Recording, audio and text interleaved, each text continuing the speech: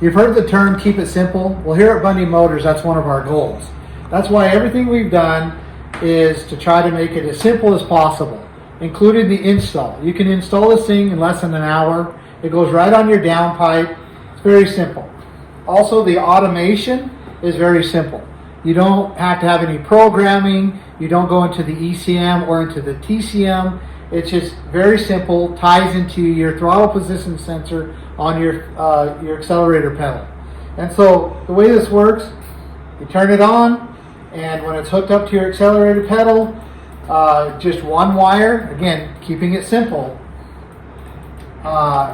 it will automatically operate.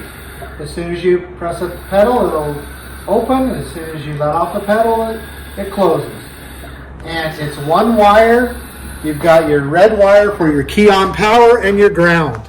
And then you have your dash control. And then you have one wire that goes to your accelerator pedal. And again, just very simple. Pushing your pedal, let off your pedal, the brake works. Push the pedal, it disengages. Very simple. That's how we keep it around here, Bundy Motors.